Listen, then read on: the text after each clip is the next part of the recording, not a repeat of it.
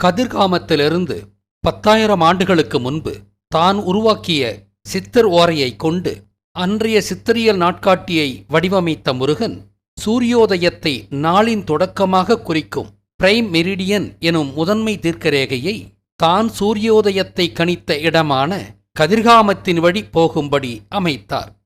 இதைத்தான் 17ஆம் நூற்றாண்டில் பிரான்சில் முருகனின் பெயர் கொண்ட பாரிஸ் நகரம் வழியாகச் செல்லும்படி மாற்றி அமைத்தனர் யூதர்.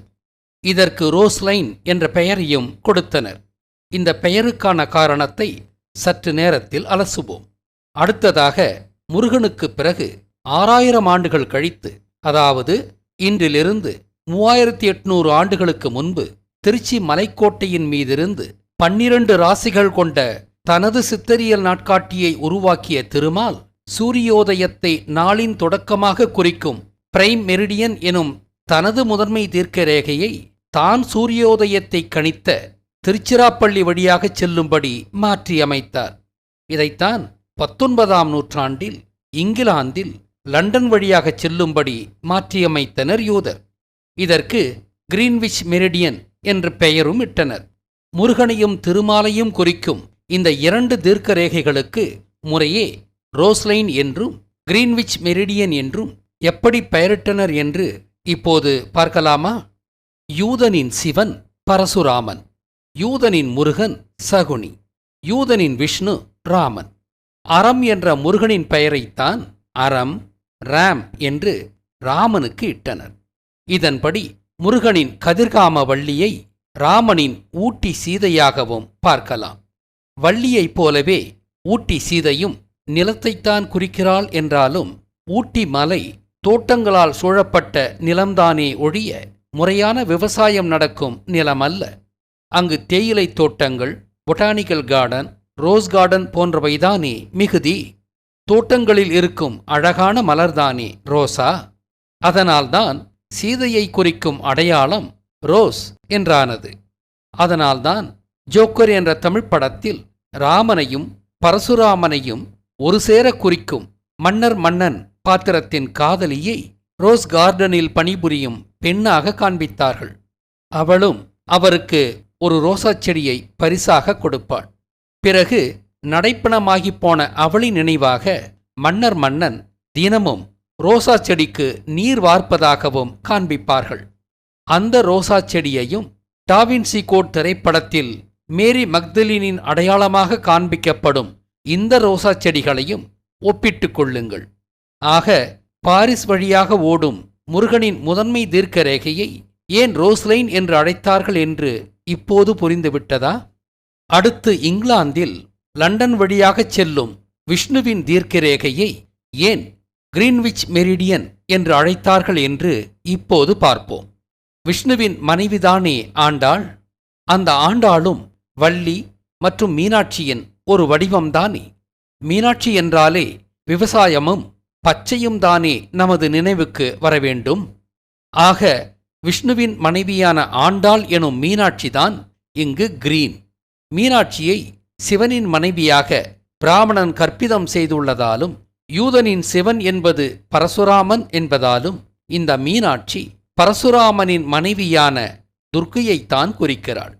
பரசுராமனை பேய் என்றும் துர்க்கையை பிசாசு என்றும் நாம் ஏற்கனவே நிறுவியுள்ளோமல்லவா? அதனால் இந்த கிரீன் மீனாட்சியையும் பிசாசு, அதாவது விட்ச் என்று அழைத்து அந்த லண்டன் வழியாகச் செல்லும் ஆண்டாளை குறிக்கும் முதன்மை தீர்க்கரேகையை கிரீன் விட்ச் என்று அழைத்து, இது நமக்கு எளிதில் புரியக்கூடாது என்பதால் சற்று மாற்றி கிரீன்விச் மெரிடியன் என்று அழைத்தான் யூதன். ஆக இந்த 2 தீர்க்கரேகைகளுக்கு இந்த பெயர்கள் எப்படி வந்தன என்று இப்போது புரிந்துவிட்டதா? ரோஸ்லைன் ஓடும் பாரிஸ் நகரத்திற்கு முருகனின் பெயர் கொடுக்கப்பட்டது போலவே கிரீன்விச் தீர்க்கரேகை ஓடும் லண்டன் நகரத்திற்கு விஷ்ணுவின் பெயர்தானே கொடுக்கப்பட்டிருக்க வேண்டும். 3ஆம் தமிழ்ச்சங்கத்தை தாபித்த விஷ்ணு தமிழ் மொழியின் தாதா தானே. அதாவது விஷ்ணு ஒரு லாங்குவேஜ் டான் தானே. டாவின்சி கோட் திரைப்படத்தின் நாயகனுக்கு விஷ்ணுவை குறிக்கும்படி லாங்குவேஜ் டான் என்ற பொருளில்தான் லாங்டன் என்ற பெயரை கொடுத்தார் நாவலாசிரியரான டான் பிரவுன். விஷ்ணுவின் பெயரான லாங்டன் என்பதை லண்டன் என்று நாம் எளிதில் அடையாளங்காண முடியாதவாறு மாற்றினார்கள் யூதர்கள். உலகின் மிக முக்கியமான லண்டன் நகரத்திற்கு எப்படி பெயர் வந்தது என்று யாருக்கும் தெரியவில்லையாம். நமது காதில் பூ சுற்றுகிறான் யூதன். லாங்குவேஜ் டான் என்பதுதான் லண்டன் என்றானது என்று யூதனுக்கு நன்றாக தெரியும். ஆனால் லண்டன் என்பது விஷ்ணுவை குறிக்கிறது என்பதை வெளியில் சொல்ல முடியாதல்லவா? சரி, இனி மோனாலிசா பற்றி பார்ப்போமா? 10,000 ஆண்டுகளுக்கு முன்பு சிவனை குறிக்கும்படி தான் முதன்முதலாக உருவாக்கிய சித்தர் ஓரை என்ற ஓரையின் எழுச்சியைக் கொண்டு வருடப்பிறப்பை கணித்தார் முருகன். அவருக்கு பிறகு 6,000 ஆண்டுகள் கழித்து தோன்றிய விஷ்ணு ராசிகளின் எழுச்சியைக் கொண்டு ஒவ்வொரு மாதத்தின் பிறப்பை கணிக்க 12 ராசிகளை உருவாக்கினார். இவற்றை சூரியனை 12 மாதங்களில் சுற்றி வரும் பூமி ஒவ்வொரு மாதமும் கடக்கும் ஒவ்வொரு ராசியை குறிப்பதாகவும் பார்க்கலாம். இந்த 12 ராசிகள் யார் யாரை குறிக்கிறது என்று பழைய விழியங்களில் சொல்லி உள்ளேன். இப்படியாக 12 ராசிகளை உருவாக்கிய அவர் 27 நாள் நட்சத்திரங்களையும் தொகுத்தார். ஏன் 27? நிலவு பூமியைச் சுற்ற 27ம் சொச்ச நாட்களும் எடுத்துக்கொள்கின்றது. இதை ஒரு அமாவாசைக்கும் அடுத்த அமாவாசைக்கும் இடையில் உள்ள நாட்களான ஒரு மாதத்தோடு, சரியாகச் சொன்னால் 29.53 நாட்களோடு குழப்பிக் கொள்ளாதீர்கள். இந்த வித்தியாசம் எப்படி வருகிறது என்று விளக்க இங்கு அவகாசம் இல்லை. இப்படியாக பூமியை 27 நாட்களில் சுற்றி வரும் நிலவு ஒவ்வொரு நாளும் கடக்கும் ஒரு உடுவையோ அல்லது ஓரையையோ அடையாளங்கண்டு அவற்றுக்கு வரலாற்று நாயகர்களை குறிக்கும்படி பெயர்களையும் இட்டார் திருமால். இப்படி வந்ததுதான் 27 நாள் நட்சத்திரங்கள். இவற்றில் சில ஏற்கனவே அறியப்பட்ட நட்சத்திரங்கள், மற்ற பல விஷ்ணு புதிதாக உருவாக்கியவை. ஏற்கனவே இருந்த நட்சத்திரங்களுக்கு முருகனை குறிக்கும் கார்த்திகை, ராவணனை குறிக்கும் ஓரையாளி போன்றவை சான்றுகளாகும். இந்த 27 நட்சத்திரங்களை தொகுத்தவர் விஷ்ணுதான் என்பதால் இந்த 27 நட்சத்திரங்களில் விஷ்ணுவை குறிக்கும் நட்சத்திரம் இருக்க இயலாது அல்லவா? ஆனால் இந்த 27 நட்சத்திரங்களில் திருவோணம் என்ற நட்சத்திரம் விஷ்ணுவை குறிக்கும் நட்சத்திரம்தானே. இதற்கான ஆங்கில பெயர்தான் அக்விலா என்பது. அக்விலா என்றால் கழுகு என்று பொருள். கழுகு திருமாலின் வாகனம்தானே. அப்படியானால் தனக்காக விஷ்ணுவே ஒரு நட்சத்திரத்தை உருவாக்கி கொண்டாரா? இல்லை, இல்லவே இல்லை. விஷ்ணுவின் ஜீவசமாதிக்கு பிறகு அற்புதமான எண்ணற்ற காரியங்களைச் செய்த விஷ்ணுவை நினைவு கூற விஷ்ணுவின் வழிவந்த சித்தர்கள் ஒரு புதிய நட்சத்திரத்தை உருவாக்க எண்ணினார்கள். அது எளிதுதான். ஆனால் அது அந்த 27 நாள் நட்சத்திரங்களில் ஒன்றாக இருந்தால்தானே சிறப்பு. விஷ்ணு போன்ற மகத்தான ஆளுமைக்கு அதுதானே தகுந்த மரியாதையாக இருக்கும். இதற்கு என்ன செய்யலாம் என்று யோசித்த சித்தர்கள் ஒரே வரலாற்று நாயகனை குறிக்கும் ஒன்றுக்கு மேலாக உள்ள நட்சத்திரங்களில் ஒன்றை விஷ்ணுவை குறிக்கும்படி மாற்றிவிட்டால் என்ன? அப்படி மாற்றப்பட்டு உருவான நட்சத்திரம்தான் திருவோணம். 27 நாள் நட்சத்திரங்களில் முருகனுக்கு கார்த்திகை, விசாகம், சரவணன் ஆகிய ஒன்றுக்கும் மேற்பட்ட நட்சத்திரங்கள் இருந்தன. இவற்றில் ஒன்றை விஷ்ணுவை குறிக்கும்படி மாற்றிவிட்டால் என்ன? எதை மாற்றலாம்? வைகாசி விசாகம் முருகனின் பிறப்பை குறிப்பது. கார்த்திகையோ முருகன் விவசாயம் தொடங்கிய வரலாற்றை தக்க வைப்பது. இவற்றை மாற்றுவது உசிதமாகாது. சரவண நட்சத்திரம் அரவாணன் என்ற சொல்தான் சரவாணன், சரவணன் என்று மருவியது. அறம் என்பது கொல்லாமையை குறிப்பது.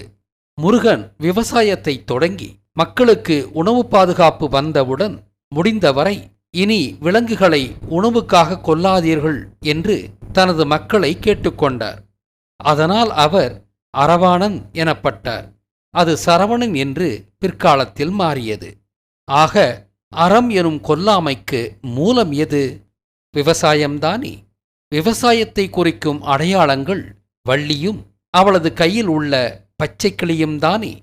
அதனால்தான் சரவணனை குறிக்கும் நட்சத்திரம் கிளி என்ற பறவை வடிவில் உள்ளது.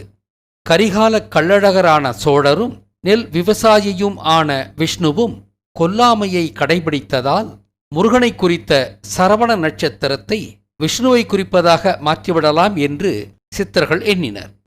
அப்படியானால் விஷ்ணுவை உருவகப்படுத்தும்படி ஒரு பறவையை அடையாளங்கண்டு அதை கிளிக்கு பதிலாக மாற்றிவிடலாமே. விஷ்ணு வானாராய்ச்சி செய்தவர் என்ற வரலாற்றை தக்கவைக்க கூர்மையான பார்வை கொண்ட ஒரு பறவையை விஷ்ணுவின் அடையாளமாக்கலாமே. டெலஸ்கோப் கண்கள் உள்ளதாகச் சொல்லப்படும் பருந்து அந்த கூர்மையான பார்வை கொண்ட பறவை. ஆக முருகனை குறிக்கும் கிளிக்கு கொல்லாமையை குறிக்கும்படி அரவாணன் சரவணன் என்று பெயர் கொடுத்தது போல விஷ்ணுவை குறிக்கும் பருந்துக்கும் ஒரு காரண பெயர் கொடுக்க வேண்டுமே. விஷ்ணு ஒரு மாதத்திற்கு ஒரு ராசி என்று குறிக்க சூரியனைச் சுற்றியுள்ள 360 டிகிரி கொண்ட ஆகாயத்தை ஒவ்வொன்றும் 30 டிகிரி கோணங்கள் கொண்ட 12 பாகங்களாக பகுத்தாரல்லவா. மேலும் பூமியைச் சுற்றியுள்ள 360 டிகிரி கொண்ட ஆகாயத்தை ஒவ்வொன்றும் 13.33 டிகிரி கோணங்கள் கொண்ட 27 பாகங்களாகவும் பகுத்தாரல்லவா.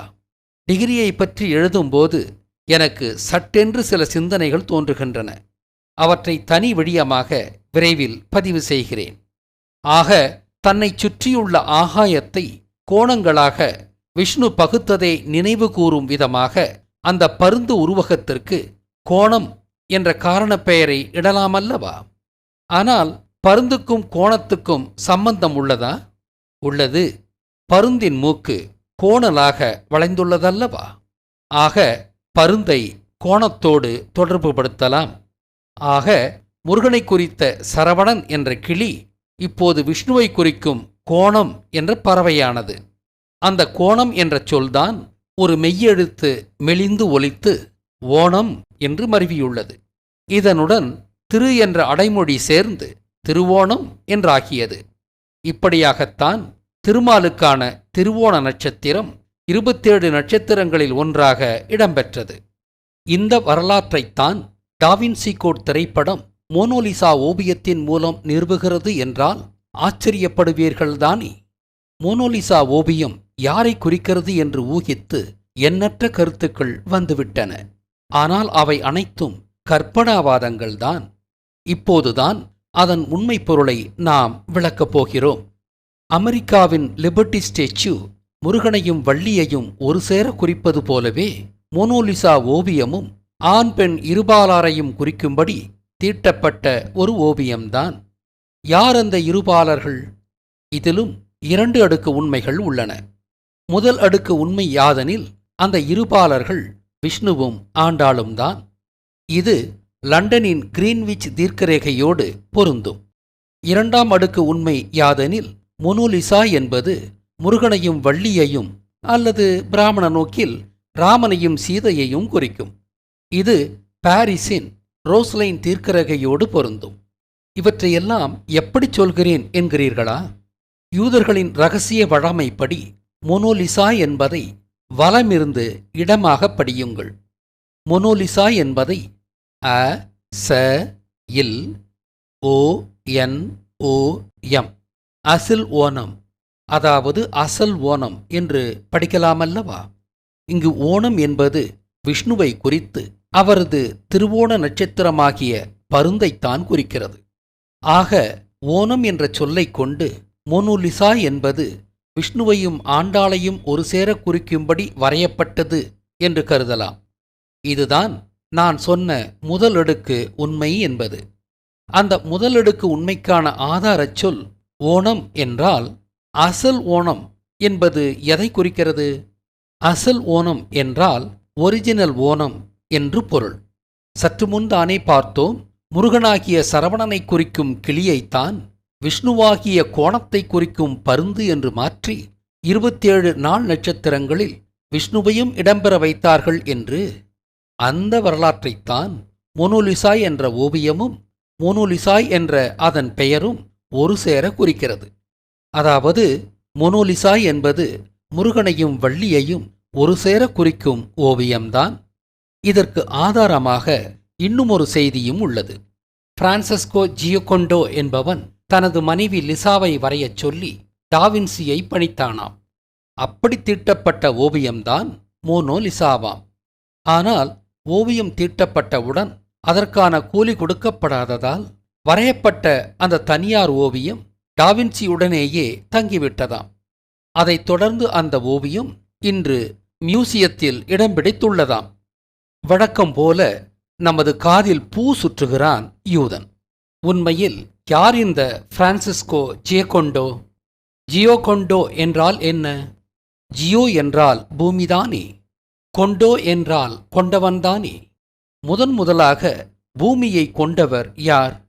பூமியை ஹைட்ரஜன் பலூனில் சுற்றி வந்து அட்ச தீர்க்க ரேகைகளை முதலாக வரைந்த முருகன்தானே பூமி கொண்டான் என்ற பொருளில் அழைக்கப்படும் ஜியோகோண்டோ என்பது. பிரான்ஸ் என்பதும் முருகனை குறிக்கும் என்று ஏற்கனவே நிறுவினோமல்லவா? ஆக பிரான்சிஸ்கோ ஜியோகோண்டோ என்பது முருகன்தான். அப்படியானால் முருகனின் மனைவிதானே அது? அதை மறைமுகமாக குறிக்கும் அடையாளம்தான் முருகனை குறிக்கும்படி திட்டமிட்டு பெயரிடப்பட்டுள்ள அவளது கணவன் பிரான்சிஸ்கோ ஜியோகோண்டோ என்பது. பிரான்சிஸ்கோ ஜியோகோண்டோ பற்றி எனக்கு சொன்ன தம்பி அருணுக்கு நன்றி சொல்வோம். ஆக மோனோலிசா என்பது உண்மையில் முருகனையும் வள்ளியையும் ஒரு சேர குறிக்கும் ஓவியம்தான். மோனோலிசாவின் அந்த புகழ்பெற்ற நமட்டுச் சிரிப்பு, இந்த மாபெரும் உண்மைகள் என்னை பார்க்கும் உங்களுக்கு தெரியுதாடா அபிஸ்டுகளே என்று கேட்பதாக தோன்றும்படி தீட்டப்பட்டுள்ளது. தான் வாழும் காலத்தில் பிரயோரி ஆஃப் சியோன் அமைப்பின் கிராண்ட் மாஸ்டர் ஆக இருந்தவன்தான் இந்த டாவின்சி. இவர்களுக்கு எல்லாமும் துல்லியமாக தெரிந்திருக்கிறது.